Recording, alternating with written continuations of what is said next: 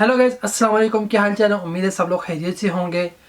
Mexico की nationality कैसे apply होती है, इसके लिए कौन से डॉक्यूमेंट चाहिए और कितना अरसा, कितने साल आपको मेक्सिको में गुजारने के बाद, रहने के बाद आपको मेक्सिकन नेशनलिटी जो है वो मिल सकती है, या आप मेक्सिकन नेशनलिटी जो है वो अप्लाई कर सकते हैं।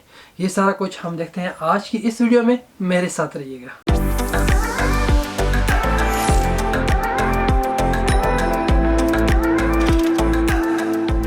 अगर तो आप ऑलरेडी मेक्सिको में मौजूद हैं, या आपने मेक्सिको आना है, या फ्यूचर में आप सोच रहे हैं आपने मेक्सिको की नेशनलिटी लेनी है, तो ये वीडियो जो है वो आपके लिए बहुत हेल्पफुल हो सकती है। सबसे पहले देखते हैं कि मेक्सिको में आपके पास कौन सी रेजिडेंस होनी चाहिए कि आप मेक्सिकन नेशनलिटी अप्लाई कर सकते हैं।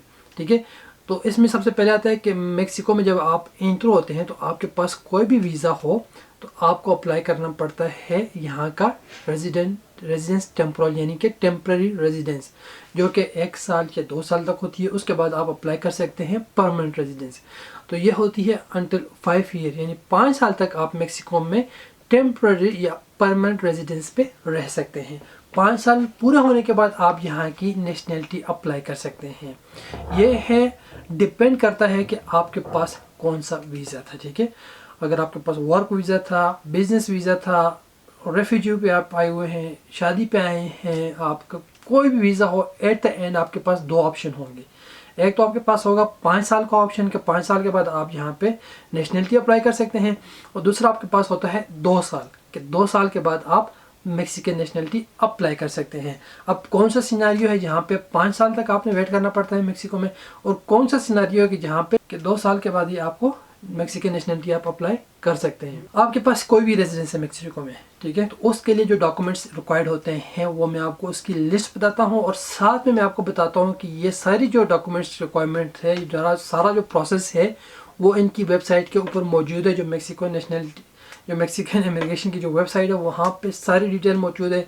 कौन से डॉक्यूमेंट चाहिए, कैसे आपने अप्लाई करना है, कैसे आपने अपॉइंटमेंट लेनी है, कितनी इसकी फ़ीस है, तो उसका लिंक मैं नीचे डिस्क्रिप्शन में डाल देता हूँ। आप वो देख सकते हैं, स्पेनिश में है, आप गूगल ट्रांसलेटर लगा के उसको सारा कुछ इंग्लिश में कन्वर्ट करके तो उसके आप स्टडी कर सकते हैं, अपनी इन्फॉर्मेशन ले सकते हैं। ठीक है, तो इस तरह जो आपको जो इन्फॉर्मेशन मिलती है वो एक्यूरेट इन्फॉर्मेशन मिलती है। तो मैं यहाँ पे कोशिश करता हूँ कि जो भी रिक्वायरमेंट है उसको सिंप्लीफाई करके इंग्लिश में आपको बताता हूँ कि कौन कौन से डॉक्यूमेंट आपको चाहिए। पहले मैं आपको बताता हूँ कि यहाँ पे जो जनरल डॉक्यूमेंट्स कौन से हैं। आपके पास कोई भी रेजिडेंस है, आप शादी पर आए हैं, आपके यहाँ पे बच्चे हैं, आप यहाँ पे वर्क वीज़ा पे आए हैं, तो जो भी आपके पास रेजिडेंस मेक्सिको में है और उसके लिए जो जनरल डॉक्यूमेंट्स हैं, जो जनरल रिक्वायरमेंट है, पहले मैं वो आपको बताता हूँ। उसके बाद मैं आपको हर केस का स्पेसिफाई करके बताता हूँ कि कौन से केस में आपको कौन से एडिशनल डॉक्यूमेंट चाहिए। ठीक है, तो पहले हम देखते हैं कि जो जनरल डॉक्यूमेंट है वो कौन से चाहिए होते हैं। तो सबसे पहले आप ऑलरेडी इनकी वेबसाइट पे देख भी सकते हैं। पहली रिक्वायरमेंट है इनकी वो है कि आप जो है वो अडल्ट होने चाहिए, यानी आपकी 18 ईयर ओल्ड या इससे अबव की आपकी एज है। और दूसरा इसमें है कि आपके पास सोलिसिट्यूड DNN-3 जो इसका फॉर्म होता है, एप्लीकेशन फॉर्म होता है DNN-3, वो आप ऑनलाइन भी फिल कर सकते हैं यहाँ पे क्लिक करके, या फिर आप उसको हाथ से भी फिल कर सकते हैं, पेन से फिल कर सकते हैं। ठीक है, और इसके बाद तीसरा जो इसकी रिक्वायरमेंट होती है वो आपका होता है original and photo copies of जो आपका रेजिडेंस कार्ड होता है यहाँ पे। तो जितने भी आपके रेजिडेंस कार्ड आपने चेंज किए होते हैं, क्योंकि पहले आपको मिलता है 1 साल का, फिर उसके बाद आप 1 साल के लिए और अप्लाई कर सकते हैं, या 2 साल का। आपके पास 1 कार्ड है, 2 कार्ड है, 3 कार्ड है, जितने भी कार्ड हैं उनके आपके पास फ़ोटो कापी लाजमी होनी चाहिए, और जो लास्ट वाला कार्ड है वो आपके पास ओरिजिनल होना चाहिए। और चौथा इसमें आ जाता है certified copies of birth certificate, यानी कि जो आपका बर्थ सर्टिफिकेट है उसकी सर्टिफाइड कॉपी। तो इसलिए मैं जितनी भी वीडियोस मैंने पहले बनाई हैं, हमेशा मैं आपको कहता हूँ कि जब भी आप एम्बेसी जाएं, मेक्सिकन एम्बेसी, वहाँ से आपने अपना मैरिज सर्टिफिकेट अटैच करना है या कोई भी डॉक्यूमेंट अटैच करवाना है, तो साथ में आप बर्थ सर्टिफिकेट ज़रूर अटैच करवा लिया करें, क्योंकि वो आपको फ्यूचर में ज़रूरत पड़ता है। तो वो मेरे कहने का मतलब होता है कि जब आप नेशनलिटी अप्लाई करते हैं तो अब आपको ज़रूरत पड़ता है। तो इसलिए आपका जो बर्थ सर्टिफिकेट है, अगर पाकिस्तान से, इंडिया से, बांग्लादेश से, जहाँ से भी है, तो आपका बर्थ सर्टिफिकेट जो है वो आपके फॉरेन ऑफिस, आपकी कंट्री से सर्टिफाइड होना चाहिए, यानी वेरीफाइड होना चाहिए।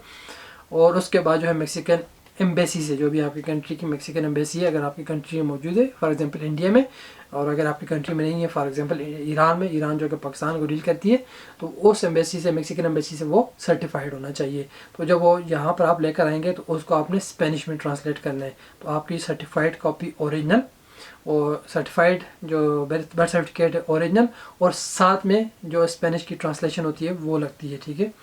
और उसके बाद हमारे पास आ जाता है original and photo copies of all pages of passport. जो आपका पाकिस्तानी पासपोर्ट है, इंडियन पासपोर्ट है, जो भी पासपोर्ट आपके पास है, उसके सारे जो पेजेस हैं उनकी कॉपी लगेगी, और साथ में ओरिजिनल सिर्फ आपने दिखाना होता है, और जो कॉपीज़ होती हैं, फ़ोटो कॉपीज़ होती हैं, वो रख लेते हैं, ठीक है। उसके बाद आ जाता है लेटर बाहो प्रोटेस्टो दे डिसिर बर्दाद, ठीक है।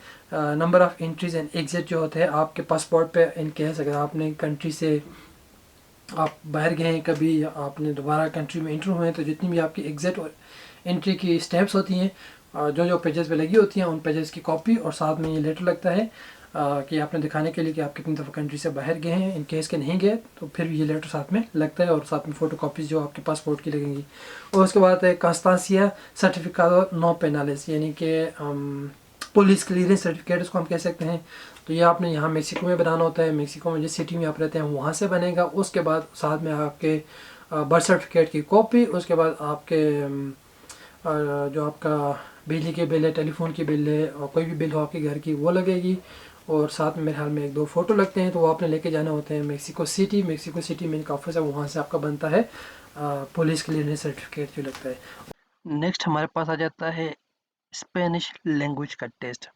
बहुत बहुत ज़्यादा इम्पोर्टेंट है। हमेशा जब भी मैं वीडियो बनाता हूँ तो मैं कहता हूँ कि आप स्पेनिश लाजमी सीखें।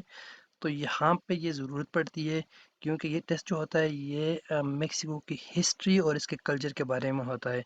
तो ये सीखना बहुत ज़रूरी है। आपके पास यहाँ पे मेक्सिको में 2 साल का कम से कम टाइम होता है। इस दौरान आपने यहाँ की ज़बान सीखनी होती है, यहाँ का कल्चर और इसकी हिस्ट्री के बारे में सीखना होता है। तो ऑलरेडी इनकी वेबसाइट पर ये गिया मौजूद है कि आप यहाँ पे चेक कर सकते हैं कि किस तरह का ये टेस्ट होता है, और कौन सी वेबसाइट या कौन सी बुक्स हैं वो आप स्टडी कर सकते हैं। कौन सी बुक आपने स्टडी करनी है उसका लिंक मैं नीचे डिस्क्रिप्शन में डाल देता हूँ, तो ये आप देख सकते हैं। तो अगर इन फ्यूचर में मैं कोशिश करता हूँ कि इस पर अलग से एक वीडियो बना दूँ कि कैसा टेस्ट होता है और क्या क्या आपने स्टडी करनी होती है। जनरली ये जो होता है वो हिस्ट्री और कल्चर के बारे में होता है। जो मेक्सिको की हिस्ट्री है, जो उसकी कल्चर है, जो सकाफत है, उसके बारे में आपने स्टडी करनी होती है। और अभी जो इनका जो मैकेनिज़्म है वो ये है कि अगर आप पहली दफ़ा ट्राई करते हैं, इन केस अगर आप उसको पास नहीं करते तो फिर आपने 10 दिन का मिनिमम जो है वो 10 दिन का गैप रख के तो आप दोबारा से उसको टेस्ट दे सकते हैं, ठीक है। तो आपने ऑलरेडी फॉर्म वगैरह सारे डॉक्यूमेंट जमा किए हुए हैं, तो 10 आपने टेस्ट फेल हो चुका है, 10 दिन का गैप रख के आप दोबारा टेस्ट दे सकते हैं। जिस तरह आपके पास 2 चांसेस और होते हैं, तो आप ट्राई करें, नहीं होता 10 दिन का गैप दें और दोबारा आप ट्राई करें, तो फिर भी नहीं होता तो आपके 2 चांस ज़ाया हो जाएंगे उसके बाद, और फिर आपको 1 साल तक का वेट करना पड़ेगा, और 1 साल के बाद आपको दोबारा फिर नए सिरे से अप्लाई करना पड़ेगा। तो ये इनका प्रोसेस इनकी वेबसाइट पे लिखा हुआ है, ठीक है। मैं खुद से नहीं कह रहा, आप देख सकते हैं इनकी वेबसाइट पे, तो ये इन्होंने लिखा हुआ है। और उसके अलावा आपके पास आ जाते हैं 2 पासपोर्ट साइज़ फ़ोटो आ जाते हैं, ठीक है। ये तो नॉर्मल है। और उसके जो बाद आ जाती है पेमेंट स्लिप, कि जो उसकी पेमेंट होती है वो आपने बैंक में पे करनी होती है, जो ओरिजिनल स्लिप होती है, और साथ में जो उसकी फ़ोटो कॉपी लगानी होती है। इनकी पेमेंट कितनी है अभी मैं आपको दिखाई देता हूँ इसके साथ ही। ओके, पेमेंट के लिए यहाँ पे पूरा एक टेबल सा बना हुआ है, और ये जो मैक्सिकन सिटीजनशिप की पेमेंट है वो है 7,790 रुपये। आज की डेट में हो सकता है जब आप ये वीडियो देख रहे हो तब तक ये पेमेंट ये चेंज हो चुकी हो। और ये तो आ जाते हैं जो जनरल डॉक्यूमेंट है, ठीक है। आपके पास कोई भी रेजिडेंस मेक्सिको में थी और आपने Mexican visa Mexican citizenship apply करनी है।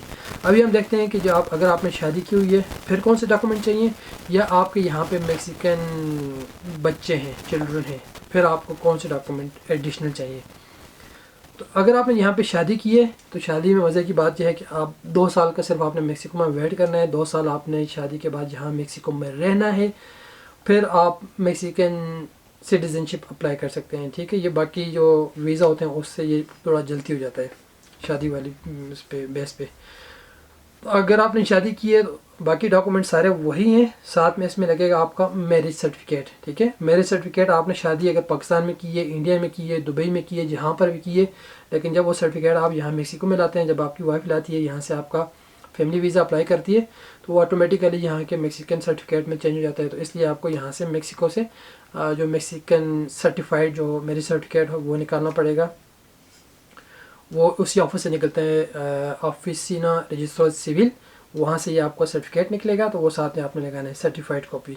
उसके अलावा birth certificate of your Mexican spouse, आपका जो मेक्सिकन स्पाउस है उसका बर्थ सर्टिफिकेट अगर वो मेक्सिकन बोर्न है, ठीक है। कुछ केसेस में ये भी हो सकता है ना कि आपकी जो वाइफ है वो कहीं और से आई हो मेक्सिको में रहने के लिए, उसने भी यहाँ पे नेशनलिटी अप्लाई की हो, तो उस केस में जो है ना उसका नेशनल जो सिटीजनशिप सर्टिफिकेट है ना वो लगेगा, क्योंकि अगर इस केस में वो तो मेक्सिको में बोर्न नहीं हुई ना तो बर्थ सर्टिफिकेट उसका नहीं लगेगा। उस केस में फिर वो उसका मेक्सिकन सिटीजनशिप सर्टिफिकेट जो है, जब उसने मेक्सिकन सिटीजन अप्लाई की तो उसको सर्टिफिकेट मिलेगा तो वो लगेगा, उसकी कॉपी लगेगी साथ में, ठीक है। तो ये आ गया। और उसके अलावा मेक्सिकन आईडी कार्ड, जो यहाँ का आईडी कार्ड है उसकी कॉपी लग जाएगी। तो ये तो है अगर आपने यहाँ पे शादी की हुई है, ठीक है। अगर आपके मेक्सिकन बच्चे हैं, अगर आप मेक्सिको में आपका कोई बच्चा पैदा हुआ है, उसके जो मेक्सिकन सर्टिफिकेट उसके पास बर्थ सर्टिफिकेट है, तो उसकी बेस पे भी आप जो है मेक्सिकन नेशनलिटी अप्लाई कर सकते हैं, मेक्सिकन सिटीजनशिप अप्लाई कर सकते हैं। क्यों, ज़रूरी नहीं है, लेकिन हो सके खुदा न ख्वास्ता आपकी वाइफ यहाँ पे मौजूद नहीं है, ठीक है, वो मुल्क से बाहर है, या हो सकता है आपकी अलहदगी होगी वाइफ से, लेकिन आपके बच्चे जो है वो मेक्सिकन है, उनके पास मेक्सिकन बर्थ सर्टिफिकेट है, ठीक है। तो इस केस में जो है ना वो फिर आप अपने बच्चे की बेस पे उसके जो बर्थ सर्टिफिकेट है वो साथ में लगाएं और आप नेशनलिटी अप्लाई कर सकते हैं। तो आप अगर आपके बच्चे हैं मेक्सिको में तो उनकी बेस पे भी आप मेक्सिकन नेशनलिटी अप्लाई कर सकते हैं। तो ये एक सिर्फ इसका बर्थ सर्टिफिकेट लगेगा बच्चे को और कुछ भी नहीं, बाकी सारे डॉक्यूमेंट सेम है, ठीक है। तो बहुत सिंपल है, सारे डॉक्यूमेंट्स मैंने आपको बता दिए हैं। क्या चीज़ है इसमें, आपका रेजिडेंस कार्ड जो मेक्सिको में था आपके पास वो लगेगा, 2 साल के, 3 साल का, 4 साल का, 5 साल का, जब भी आप मेक्सिको में रहें जितने कार्ड आपके पास हैं सबकी फ़ोटो कापी आप हमेशा साथ में रखें। Original and photo copies of your residence card, okay, ठीक है, मस्ट बी वैलिड 6 मंथ, ठीक है। जो लास्ट वाला कार्ड है वो आपके पास वैलिड होना चाहिए 6 मंथ के लिए। ये ना हो कि आपका कार्ड एक्सपायर हो रहा और आपके हमें मेक्सिकन सिटीजनशिप अप्लाई करनी, नहीं, वो 6 मंथ के लिए वैलिड होना लाजमी है। और उसके बाद certified copies of birth certificate, आपकी जो बर्थ सर्टिफिकेट है वो मैंने आपको बता दिया कैसे आपने करने, नहीं है तो वो उसकी अलग से वीडियो बनी हुई है कि आपने कैसे अपने डॉक्यूमेंट जो हैं वो मेक्सिकन एम्बेसी से अटेस्ट करवाने हैं। उसके अलावा original photo copies of all the pages of your passport, जो आपका पासपोर्ट है उसकी सारों की जितने भी है वो कॉपी कर लें और साथ में ओरिजिनल सिर्फ देखते हैं और कॉपीज़ वो रख लेते हैं। सर्टिफिकेट लगेगा कि अगर आपने मुल्क से एग्जिट किया है या मुल्क में दोबारा से एंटर हुए हैं तो उसका सर्टिफिकेट होता है, वो लगता है। उसके बाद आता है पुलिस क्लियरेंस सर्टिफिकेट, जो पुलिस क्लियरेंस सर्टिफिकेट साथ में लगता है, आपको बताया कि वो मेक्सिको से बनता है, मेक्सिको सिटी से बनता है। स्पेनिश लैंग्वेज टेस्ट बहुत इंपॉर्टेंट है, अभी से आप तैयारी स्टार्ट कर लें अगर आपने नहीं की तो उसका लिंक भी जो है वो डिस्क्रिप्शन में मैं डाल देता हूँ, उनकी वेबसाइट पे भी मौजूद है, ठीक है। और उसके अलावा payment, photos, 2 passport size photos और जो आपकी पेमेंट वो लगती है। अगर आपने शादी की हुई है, आपका marriage certificate, birth certificate of your Mexican spouse, अगर आपकी जो वाइफ है या आपका हस्बैंड है वो मेक्सिकन है, मेक्सिकन बोर्न है, तो उसका बर्थ सर्टिफिकेट लगेगा सर्टिफाइड, ठीक है, ओरिजिनल और कॉपी, और साथ में उसकी मेक्सिकन आईडी। अगर वो आपका जो हस्बैंड एंड वाइफ जो है वो मेक्सिकन है लेकिन वो यहाँ पे बोर्न नहीं हुआ, ठीक है, तो इस केस में आप उसका सर्टिफिकेट नेचुरलाइजेशन क्या कहते हैं उसको, मेक्सिकन जो सिटीजनशिप जो सर्टिफिकेट है वो लगेगा, ठीक है। तो दैट्स इट। अगर आपके यहाँ पे बच्चे हैं, मेक्सिकन बच्चे हैं, तो उनका बर्थ सर्टिफिकेट लगेगा। बहुत सिंपल है, बहुत आसान है। और अगेन कोई भी आपको क्वेश्चन हो तो मुझे आप डायरेक्ट इंस्टाग्राम पे मैसेज कर सकते हैं। और अगेन मैं आपको ये बता दूँ, रिपीट कर दूँ कि अगर आपने शादी की हुई है तो शादी के बाद आपके मेक्सिको में 2 साल रहना लाजमी है, ठीक है। शादी आपने जब भी की हो लेकिन मेक्सिको में आपके 2 साल, जब आपको कार्ड मिलते हैं ना उसके बाद 2 साल लाजमी रहना लाजमी है। 2 साल कंप्लीट हो चुके हों तब आप यहाँ पे अपना प्रोसेस स्टार्ट कर सकते हैं सिटीजनशिप के लिए। इसी तरह आपके पास कोई भी वीज़ा हो, कोई भी आप, लेकिन मेक्सिको में लीगली आप रह रहे हैं, ठीक है, आप जिस तरह भी मेक्सिको में एंटर हुए लेकिन उसके बाद आपने अपने आप को कन्वर्ट किया दूसरे वीज़ा में, रेजिडेंस कार्ड में, temporary residence card, permanent residence card, आपने 5 साल पूरे कर लिए किसी भी तरह, ठीक है, लीगली, ठीक है।